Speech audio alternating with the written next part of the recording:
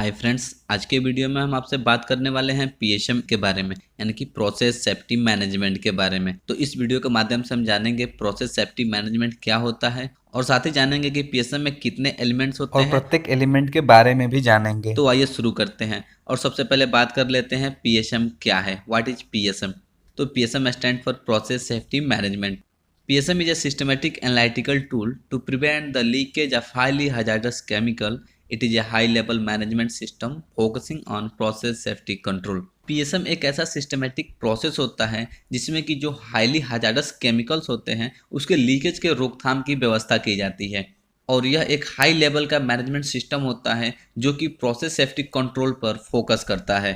तो चलिए अब हम बात करते हैं PSM के एलिमेंट्स के बारे में। तो देखिए पीएसएम में 14 एलिमेंट्स होते हैं, जिसमें कि फर्स्ट है एम्प्लॉय पार्टिसिपेशन। देखिए एम्प्लॉय पार्टिसिपेशन जो होता है पीएसएम एलिमेंट के इम्प्लीमेंटेशन का पहला और इम्पोर्टेंट एलिमेंट होता है। जो भी एम्प्लॉय जो होते हैं प्रोडक्शन में या फिर उसके मेंटेनेंस में शामिल होते हैं उनको पीएसएम एलिमेंट में शामिल किया जाना चाहिए। और ये क्या होता है कि दोनों डिपार्टमेंट से एक रिप्रेजेंटेटिव को पीएसएम रिलेटेड मीटिंग्स और उसके डिस्कशन में शामिल किया जाना चाहिए, और ये जो भी इंफॉर्मेशन होता है उन सबके साथ शेयर किया जाना चाहिए। तो एम्प्लॉय पार्टिसिपेशन में ये होता है कि सारे एम्प्लॉय को शामिल करके पीएसएम के बारे में जानकारी दी जाती है। नेक्स्ट है प्रोसेस सेफ्टी इंफॉर्मेशन। देखिए एवरी प्रोसेस के साथ कुछ हद तक तो रिस्क होता ही है। यह बहुत ही जरूरी है कि उस प्रोसेस के साथ कार्य कर रहे वर्कर्स को रिस्क के बारे में बताया जाए। यह एम्प्लॉयर की रिस्पॉन्सिबिलिटी होती है कि प्रोसेस सेफ्टी की जो भी जानकारी है उनके लिए एक डॉक्यूमेंट तैयार करे और इसे उस प्रक्रिया पर काम कर रहे उस प्रोसेस में काम कर रहे वर्कर्स के लिए मतलब इजी बनाए, ताकि वो इसको भी प्राप्त कर सके और जो भी जानकारी है वो हासिल कर सके। नेक्स्ट थर्ड नंबर में होता है प्रोसेस हजार्ड एनालिसिस। देखिए प्रोसेस हजार्ड एनालिसिस जो होता है पीएसएम का एक टेक्निकल मैंडेट होता है, एक आदेश होता है जिसमें प्रोसेस पर विस्तृत विश्लेषण करने की आवश्यकता होती है। और इस प्रक्रिया में जो भी खतरे शामिल है, जो भी हजार्ड्स हैं, उनको पहचान किया जाता है। अगर कोई सिस्टम फेलियर होता है तो उसके जो भी परिणाम हो सकते हैं, जो भी उसके कॉन्सिक्वेंसेस हैं, तो उन सब चीज़ों को डिटेल्स में एनालाइज किया जाना चाहिए, उसका विश्लेषण किया जाना चाहिए। ओसा के अनुसार टीम में एक ऐसा व्यक्ति शामिल होना चाहिए जो उचित विश्लेषण करने के लिए उस क्षेत्र में एक्सपर्ट हो। तो ये हो गया हमारा प्रोसेस हजार्ड एनालिसिस का। नेक्स्ट देखते हैं फोर्थ नंबर में है ऑपरेटिंग प्रोसीजर। देखिए किसी भी इंडस्ट्रीज में जो भी हम काम कर रहे हैं प्रत्येक ऑपरेशन को एक स्टैंडर्ड ऑपरेटिंग प्रोसीजर के अनुसार किया जाना चाहिए। मतलब एसओपी होता है, एसओपी के अनुसार ही हम किसी भी कार्य को कर सकते हैं। तो एक्सीडेंट से बचने के लिए एक्सपर्ट को हर एक्टिविटी और उसके कार्यों के लिए एक एसओपी तैयार किया जाना चाहिए, स्टैंडर्ड ऑपरेटिंग प्रोसीजर तैयार करने चाहिए। और ये जो स्टैंडर्ड ऑपरेटिंग जो प्रोसीजर होता है क्यों तैयार किया जाता है, ये जो भी हम वर्क एक्टिविटी को करते हैं उसमें अगर हम त्रुटि कर रहे हैं, कोई गलती कर रहे हैं, तो उसको हम सेफली कैसे कर सकते हैं, यानी कि जो भी गलतियां हैं उसको हम कैसे अवॉइड कर सकते हैं, इसके लिए सेफ ऑपरेटिंग प्रोसीजर तैयार किया जाता है। ओके, नेक्स्ट फिफ्थ नंबर में है ट्रेनिंग। देखिए ट्रेनिंग सबसे महत्वपूर्ण हिस्सा होता है और इसे ओसा के अनुसार मैंडेटरी किया जाता है। ऑपरेशन को सुरक्षा के साथ करने के लिए जरूरी है कि व्यक्ति को ट्रेन किया जाए, अतः यह आवश्यक है कि हाईली हजार्डस केमिकल के साथ कार्य करने वाला व्यक्ति ट्रेंड होना चाहिए और उसे कॉम्पिटेंट टॉपिक्स के द्वारा उसको मतलब ट्रेंड किया जाना चाहिए। ओसा के हिसाब से जो भी ट्रेनिंग के जो भी प्रोसीजर्स है उसको डॉक्यूमेंट किया जाना चाहिए। और ये जो ट्रेनिंग मैनेजमेंट सिस्टम सॉफ्टवेयर होता है ट्रेनिंग के साथ साथ कॉम्पिटेंट टेस्ट को हैंडल करना आसान बनाता है। तो इस प्रकार से एक ट्रेनिंग भी जो है पीएसएम का एक एलिमेंट है जो कि एक बहुत ही महत्वपूर्ण हिस्सा माना जाता है। नेक्स्ट है कॉन्ट्रैक्टर्स। देखिए किसी भी ऑपरेशन या प्रोजेक्ट को कॉन्ट्रैक्ट पर देने से पहले यह कंपनी के एम्प्लॉयर के द्वारा यह सुनिश्चित किया जाना चाहिए कि सभी वर्कर्स, चाहे वो कॉन्ट्रैक्टर के वर्कर्स हों या फिर कंपनी के वर्कर्स हों, इन सबको पूरी प्रक्रिया के जो भी हमारा प्रोसेस है उसमें क्या क्या रिस्क है, क्या हजार्ड्स है, इन सभी के बारे में उनको अच्छी तरह से जानकारी प्राप्त होना चाहिए। ठीक है, तो इसमें कॉन्ट्रैक्टर सेक्शन में इन सब चीज़ों पर फोकस किया जाता है। Next, pre startup safety review. ये क्या होता है प्री स्टार्टर सेफ्टी रिव्यू, यानी कि नाम से ही पता चल जा रहा है कि स्टार्ट करने से पहले उसको पहले एक बार सेफ्टी रिव्यू किया जाना चाहिए, उसको फिर से एक बार चेक किया जाना चाहिए। ठीक है, तो आप समझ गए ना इसके कहने का क्या मतलब है। यानी कि कोई भी हमारा शटडाउन हो या फिर कोई नया प्लांट हो, उसको शुरू करने से पहले पीएसएसआर इंपॉर्टेंट है, यानी कि प्री स्टार्टअप सेफ्टी रिव्यू, यानी कि स्टार्ट करने से पहले एक बार जांच करना। पीएसएसआर सुनिश्चित करता है कि यह जो प्रक्रिया है सुरक्षित है और इस ऑपरेशन को स्टार्ट करने के लिए यह तैयार है। और इसमें क्या किया जाता है, जो भी चेक लिस्ट होते हैं, जो भी उसके सारे चेक लिस्ट हैं या फिर जो भी सेफ्टी पॉइंट्स हैं, इसको पूरा रिव्यू किया जाना चाहिए उसको स्टार्ट करने से पहले, या फिर अगर नया है तो उसको नया स्टार्टअप से पहले इन सबको रिव्यू किया जाना चाहिए। और ओसा के तरफ से इसमें एक और रिक्वायरमेंट होता है कि जो इसका पीएसएसआर पे फोकस करना चाहिए। चाहे इवन अगर आपको एक भी कंपोनेंट्स उसके अगर आपको चेंज करना है या फिर नया ऐड करना है या फिर मॉडिफाई करना है, कुछ भी अगर आप उसमें छेड़छाड़ कर रहे हैं तो फिर से आपको एक बार और से जो भी उसका सेफ्टी रिव्यू है इन सबको चेक करना है। देन आफ्टर हमको उस प्लांट को या फिर जो भी ऑपरेशन है उसको हम स्टार्ट कर सकते हैं। तो ये होता है पीएसएसआर। ओके, नेक्स्ट है मैकेनिकल इंटीग्रिटी। तो यानी कि आप इस प्रकार से समझ लिए कि देखिए हर एक इक्विपमेंट का एक अपना लाइफ होता है, ठीक है। एक हर एक इक्विपमेंट है जो भी उसका एक वैलिडिटी होता है। इसमें क्या होता है कि जो भी प्रोसेस है ना उसमें जो भी चीज़ें हम यूज करते हैं उसमें क्या होता है घिस पिस कर और ऑपरेशन कंडीशन के द्वारा जो भी इक्विपमेंट के लाइफ है ना वो कम हो जाते हैं। तो इस प्रकार से जब ये खराब स्थिति में आ जाते हैं तो जो खराब स्थिति वाले उपकरण जो होते हैं ना दुर्घटना का कारण बन सकते हैं। और इसमें मानव जीवन और जो भी हमारा इक्विपमेंट है इन सब में क्या हो सकता है, जो भी हमारा प्रॉपर्टीज है ये सब क्या हो सकता है कि डैमेज हो सकता है, तो वो सब नुकसान हो सकता है। इसलिए जो भी हमारा टेस्ट होता है, जो भी चेकिंग होता है मैकेनिकल इंटीग्रिटी का, इसको फॉलो करना चाहिए और डॉक्यूमेंटेशन करना चाहिए पूरा प्रॉपर तरीके से। ओके, इसमें मैकेनिकल इंटीग्रिटी में ये आता है कि जो भी हमारा मैकेनिकल चीज़ें हैं एक जो उनका वैलिडिटी होता है उसके हिसाब से उससे पहले उन सबको चेक करना होता है।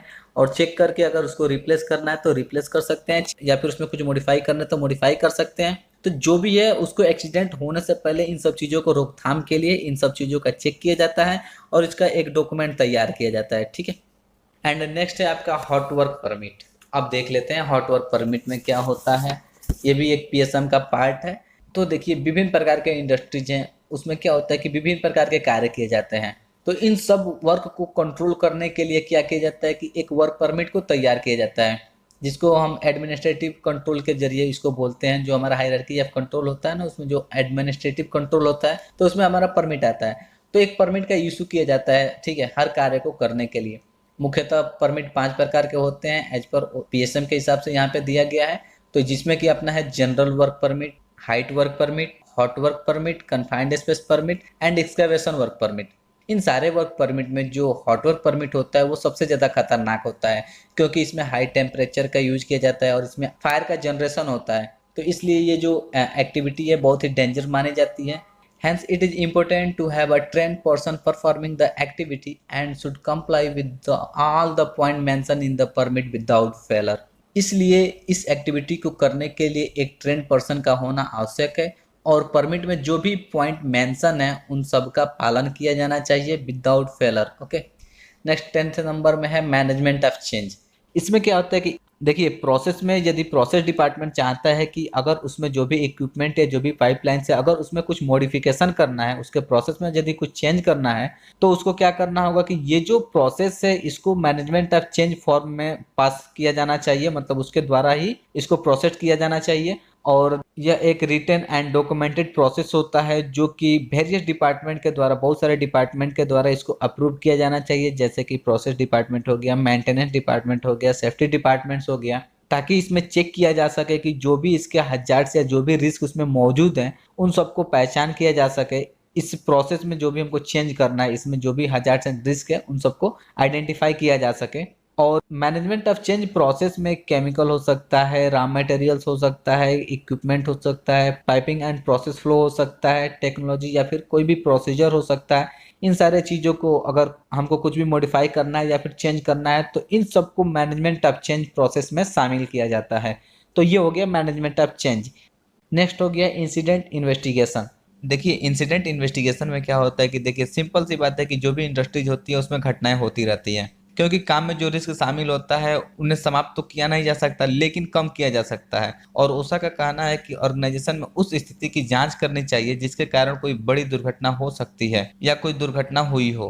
और इस प्रकार के इन्वेस्टिगेशन से हमें लर्निंग मिलती है, हमें हेल्प मिलती है कि कैसे भविष्य में हम इस प्रकार के जो भी इंसिडेंट है उसको अवॉइड कर सकें। तो पीएसएम के इंसिडेंट इन्वेस्टिगेशन में यही होता है। नेक्स्ट है 12th नंबर में इमरजेंसी प्लानिंग एंड रिस्पॉन्स। तो इमरजेंसी प्लानिंग एंड रिस्पॉन्स में क्या होता है कि जैसे कि हम सब लोग जानते हैं कि रिस्क हर काम में होता है और ये रिस्क ऑर्गेनाइजेशन में बड़ी दुर्घटना का कारण बन सकता है। इसलिए इमरजेंसी प्लानिंग किया जाना आवश्यक है और यह काम करने वाले व्यक्ति के लिए उपलब्ध होना चाहिए तथा साथ ही जो व्यक्ति ऑर्गेनाइजेशन में काम कर रहे हैं उनको ट्रेंड किया जाना चाहिए। ये जो इमरजेंसी प्लानिंग होता है अगर आपके साइट पे हो रहा है तो ये क्या करता है कि कम समय में आपको इमरजेंसी की सुविधाएं उपलब्ध कराता है और आपका जो भी प्रॉपर्टी लॉस है या फिर किसी व्यक्ति का कुछ प्रॉब्लम है इन सब चीज़ों को जल्दी रिकवर कर सकता है। इसलिए इमरजेंसी प्लानिंग को डेवलप किया जाना चाहिए जिसे इमरजेंसी सिचुएशन में एग्जीक्यूट किया जा सके और हाईली हैजार्डस केमिकल के कारण जो भी खतरे उत्पन्न हो रहे हैं उनसे लड़ा जा सके। तो ये होता है इमरजेंसी प्लानिंग एंड रिस्पॉन्स में, जो कि पीएसएम के द्वारा इसका निष्कर्ष निकलता है। नेक्स्ट है आपका कंप्लायंस ऑडिट। तो कंप्लायंस ऑडिट क्या है? इसमें एम्प्लॉयर के द्वारा जो भी स्टैंडर्ड फॉलो किया जा रहा है उन सभी प्रोसीजर को इवेल्युएट करने के लिए एम्प्लॉयर को कम से कम एवरी 3 इयर्स का कंप्लायंस सर्टिफिकेट होना चाहिए। साथ ही जो अभी रिसेंट का जो ऑडिट होता है उसमें से कम 2 ऑडिट, जो लास्ट ऑडिट है उसका भी रिपोर्ट होना आवश्यक है। तो पीएसएम के द्वारा इन डॉक्यूमेंट्स को भी इसमें शामिल किया जाता है। ठीक है, नेक्स्ट है 14 नंबर में एंड ये लास्ट है ट्रेड सीक्रेट। तो क्या होता है कि जैसे कि बहुत सारी ऐसी कंपनियां होती है कि उनका जो भी मैन्युफैक्चरिंग कर रही है, जो भी वो प्रोडक्ट बना रही है, उसको क्या करती है एज ए ट्रेड सीक्रेट के तौर पे जो भी वो चीज़ें वो बना रही है, जो मैनेजमेंट है या फिर उसका कंपनी का जो ऑनर है या फिर जो कंपनी है, उन सब चीज़ों को बताता नहीं है एम्प्लॉयज को कि मैं ये चीज़ बना रहा हूँ। वो क्या करता है कि इसको सीक्रेट रखना चाहता है। लेकिन according to PSM process safety management के अनुसार यह आवश्यक है कि जो भी डिटेल्स हैं इसके कि हम ये प्रोसेस में काम कर रहे हैं, ये चीज़ें मैं बना रहा हूँ जो कि एम्प्लॉयज के हेल्थ को इस प्रकार से अफेक्ट कर सकता है, इन सब चीज़ों को एम्प्लॉय को बताना चाहिए। और यह एम्प्लॉयज का अधिकार है कि वे जिस प्रोसेस पे काम कर रहे हैं उनके बारे में उनको जानकारी प्राप्त हो। तो ये होता है ट्रेड सीक्रेट में कि वो लोग क्या करता है कि छुपा कर किसी चीज़ का मैन्युफैक्चरिंग करता है, जो कि बहुत ही डेंजर साबित हो सकता है किसी भी एम्प्लॉयज के लिए। तो दोस्तों ये टोटल 14 एलिमेंट्स होते हैं एक पीएसएम में। तो इस प्रकार से मैंने इन 14 एलिमेंट्स को यहाँ पे पूरा अच्छे तरीके से डिस्क्राइब किया। मैं आशा करता हूँ कि यह वीडियो आपके लिए यूजफुल था। तो दोस्तों मिलते हैं हम आपसे अगले वीडियो में एक नए टॉपिक के साथ। तब तक के लिए बाय बाय, टेक केयर।